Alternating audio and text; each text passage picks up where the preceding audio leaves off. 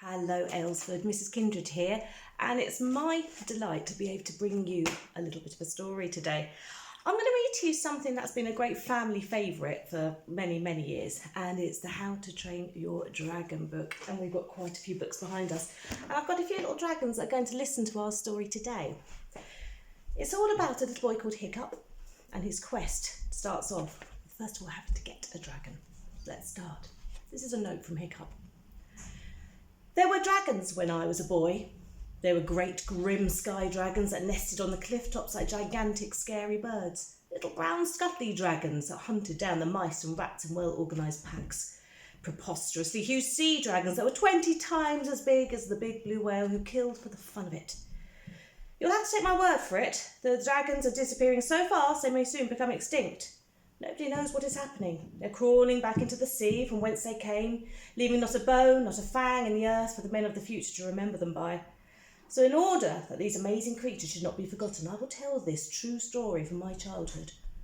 I was not the sort of boy who could train a dragon with a mere lifting of an eyebrow. I was not a natural at the heroism business. I had to work at it. And this is the story of becoming a hero the hard way. Number 1. First, catch your dragon.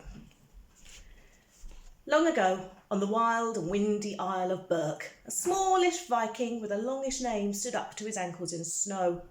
Hiccup Horrendous Haddock III, the hope and heir to the tribe of the hairy hooligans, had been feeling slightly sick ever since he woke up that morning. 10 boys, including Hiccup, were hoping to become full members of the tribe by passing the dragon initiation programme.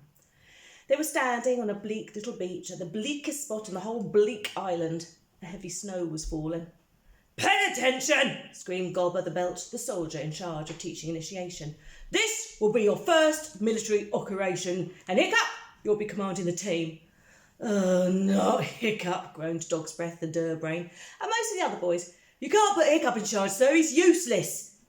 Hiccup Horrendous Haddock III, the hope and heir to the tribe of the hairy hooligans, wiped his nose miserably on his sleeve. He sank a little deeper in the snow. "Anybody would be better than Hiccup," sneered Snot-Faced Snot-Lout. "Even Fishlegs would be better than Hiccup." Fishlegs had a squint that made him as blind as a jellyfish and an allergy to reptiles. "Silence!" roared Gobber the Belch. "The next boy who speaks has limpets for lunch for the next 3 weeks." There was absolute silence immediately. Limpets are a bit like worms and a bit like snots and a lot less tasty than either. "Hiccup will be in charge and that is an order!" screamed Gobber, who didn't do noises quieter than screaming. He was a 7-foot giant with a mad glint in his one working eye and a beard like exploding fireworks. Despite the freezing cold, he was wearing hairy shorts and a teeny-weeny deerskin vest that showed off his lobster-red skin and bulging muscles. He was holding a flaming torch in one gigantic fist. "Hiccup will be leading you, although he is admittedly completely useless because Hiccup is the son of the chief. And that's the way we do things with us Vikings. Where do you think you are? The Republic of Rome? Anyway, that's the least of your problems today. You are here to prove yourself a Viking hero. And it's an ancient tradition of the hooligan tribe that you should..." Gobber paused dramatically. "First, catch your dragon." "Oh, suffering scallops," thought Hiccup. "Our dragons are what set us apart," bellowed Gobber. "Lesser humans train hawks to hunt for them, horses to carry them. It's only the Viking heroes who dare to tame the wildest, most dangerous creatures on earth." Gobber spat solemnly in the snow. "There are 3 parts to the dragon initiation test. The first and most dangerous part is a test of your courage and skill at burglary.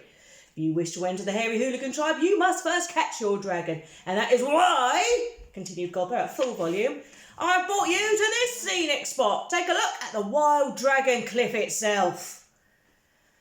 The 10 boys tipped their heads backwards. The cliff loomed dizzyingly high above them, black and sinister.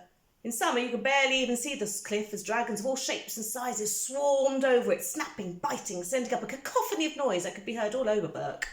But in winter, the dragons were hibernating, and the cliff fell silent except for the ominous, slow rumble of their snores. Hiccup could feel the vibrations through his sandals. "Now," said Gobber, "do you notice those 4 caves about halfway up the cliff, grouped roughly in the shape of a skull?" The boys nodded. "Inside the cave, there'll be the right eye of the skull is the dragon nursery, where there are, at this very moment, 3 3,000 young dragons having their last few weeks of winter sleep. Ooh, muttered the boys excitedly. Hiccup swallowed hard. He happened to know considerably more about dragons than anybody else there. Ever since he was a small boy, he'd been fascinated by the creatures. He'd spent hour after long hour dragon watching in secret. Dragon spotters were thought to be geeks and nerds, hence the need for secrecy. And what Hiccup had learned about dragons told him that walking into a cave with 3,000 dragons in it was an act of madness. No one else seemed concerned, however. In a few minutes, I want you to take one of these baskets and start climbing the cliff, commanded Gob the Belch. Once you're at the cave entrance, you're on your own. I'm too large to squeeze my way into the tunnels and lead to the dragon nursery. You will enter the cave quietly, and that means you too, Warty Hog, unless you want to become the first spring meal for 3,000 dragons. Ha ha ha! Gobber laughed heartily at his little joke. They continued. Dragons this size are normally fairly harmless to man, but in these numbers they will set upon you like piranhas. There'll be nothing left of even a fatso like you, Warthog. Just a pile of bones. And your helmets. So if you will walk quietly to the cave, and each boy will steal one sleeping dragon. Lift the dragon gently from the rock and place it in your basket. Any questions so far? Nobody had any questions. In the unlikely event that you do wake the dragons, and you were to be idiotically stupid to do so, run like thunder for the entrance to the cave. Dragons don't like cold weather, and the snow will probably stop them in their tracks. Probably, thought Hiccup.